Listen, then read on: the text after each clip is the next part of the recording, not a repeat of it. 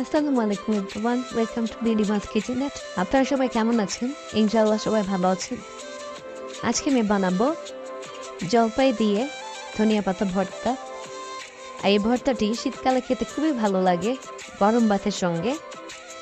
প্রথমে আমি এর জন্য নিয়ে নিয়েছি ধনিয়া পাতা, কাঁচামরিচ, লবণ আর একটি জলপাই। আর এই ভর্তা করতে বেশি উপকরণ লাগে না।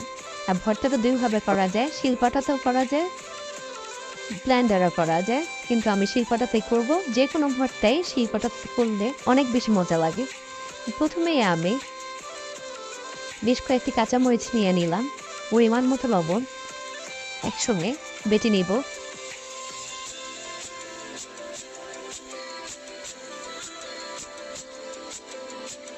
আর এরপর আমি এর মধ্যে দিয়ে দিব ধনিয়া পাতাগুলো, যেগুলো আমি আগে বেছে ধুয়ে রেখেছিলাম।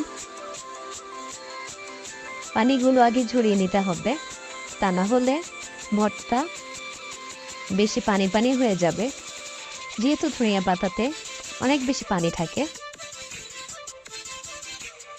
পাতাগুলো বাটার সুবিধার্থে আমি ছুরির সাহায্যে পাতাগুলোকে ছোট করে কেটে নিচ্ছি।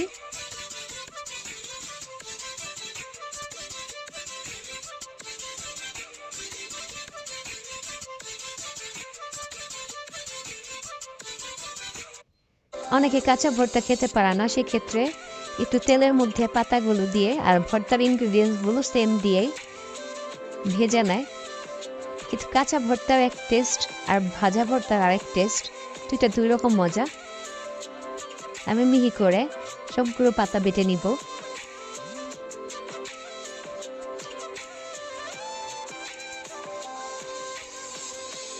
আর এই ভর্তাতে কোনো রকম তেল লাগে না।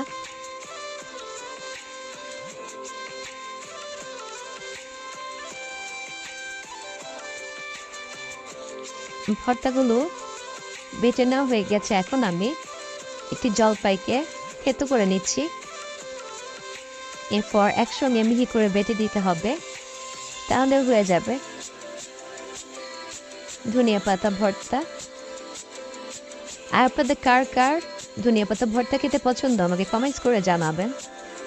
আর ভিডিওটি কার কেমন লাগলো আমাকে কমেন্টস করে জানাবেন। আর ভিডিওটি ভালো লাগলে লাইক করবেন, শেয়ার করবেন। সবাই ভালো থাকুন, সুস্থ থাকুন, নীলিমাস কিচেনের সঙ্গে থাকুন। আল্লাহ হাফিজ।